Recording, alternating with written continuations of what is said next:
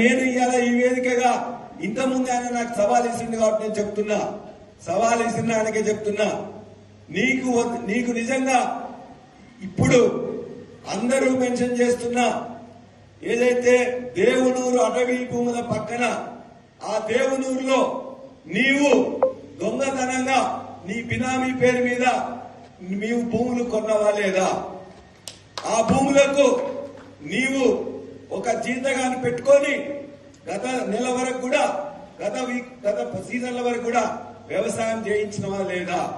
రోజు నీ అల్లుడు అక్కడికి వచ్చి నువ్వు నీ అల్లుడు నీ కుటుంబం వచ్చి చూసుకుంటున్నావా లేదా? దాని పక్కనే ఉండే ముప్పారంలో అదే అడవి భూముల పక్కనున్న ముప్పారంలో నీవు మళ్ళీ 24 ఎకరాలు నెలన్నర కింద మళ్ళా బినామీ పేరు మీద కొన్నవా లేదా? ఆ కొనడానికి నీ అల్లుడు మీ కుటుంబ సభ్యులు వచ్చిందా లేదా? దాని పక్కనే ఉన్న రోడ్లు కొత్తగా నువ్వు వేయించుకోవడానికి పక్కనలతో మంతనాలు చేసి బెదిరించినవా లేదా? 3, ఇవాళ ఏదైతే అడవి భూములు ఉన్నాయో నిజంగా రైతులకు చెందిన అడవి భూములని పూర్తిగా క్లియరెన్స్ రాకముందే జాయింట్ సర్వే యొక్క రిపోర్ట్ ఆధారంగా మిగతా కూడా పూర్తిగా మీ యొక్క ఫారెస్ట్ డిపార్ట్మెంట్ నుంచి పర్మిషన్ రాకుండానే ఎందుకు వాళ్ళని ఎగదోసినావు? వాళ్ళందరికీ పని కాకుండా వాళ్ళందరినీ బెదిరించి చివరికి నువ్వే కాజేయాలని చెప్పి నీ ప్రయత్నం చేస్తున్నావా లేదా? ఈ మూడింటికి నువ్వు సమాధానం చెప్పు.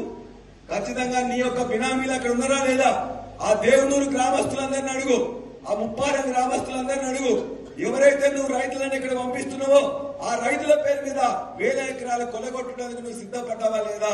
నీకు ఇవన్నిటికీ నిజంగా సమాధానం తెలిసి కూడా నువ్వు అబద్ధాలు చెప్తున్నావు. నువ్వు నాకు చిమ్ము నెత్తు లేదని చెప్పి మాట్లాడతావా? బరాబరిగా చెప్తున్నావు. ఇవాళ నీవు ఒక పార్టీ తర్వాత ఒక పార్టీ, ఒక పార్టీ తర్వాత ఒక పార్టీ మారుతూ ఇవాళ మొత్తం కూడా నేతి బీరకాయలో నేతి ఎంత ఉందో నీ యొక్క నీతి కూడా అంతే ఉందని చెప్పేసి నేను తెలియజేస్తూ, నీవు ఖచ్చితంగా మాకు చీము నెత్తున్నది, నిజాయితీగా ఉన్నాం. కేసీఆర్ గారు తెలంగాణ ఉద్యమంలో మాకు ఏవైతే పోరాటం నేర్పిండో, నిజాయితీ నేర్పిండో ఆ నిజాయితీతోనే నీకు కూడా హెచ్చరిస్తున్నాం. పిచ్చి వేషాలు వేస్తే ఖచ్చితంగా అక్కడున్న ప్రజలు నీకు ఓటేసిండ్రు, నీ అల్లునికి ఓటేయలే. నీ ఆంధ్ర అల్లుడు ఇవాళ పోలీసులందరినీ రిక్రూట్మెంట్ లో ఉంటున్నాడు. నీ ఆంధ్ర అల్లుడు ఇవాళ మొత్తం కూడా అక్కడ ఉండే మొత్తం ఇతర కబ్జాలకు కూడా పాల్పడుతున్నాడు. నీ ఆంధ్ర అల్లుడు మొత్తం రెవెన్యూ డిపార్ట్మెంట్ మొత్తం గుప్పిట్లో పెట్టుకున్నాడు. అక్కడున్న రోడ్లన్నీ కూడా మిగతా కార్యకర్తలకు ఇవ్వకుండా నువ్వు వేసుకుంటున్నావు.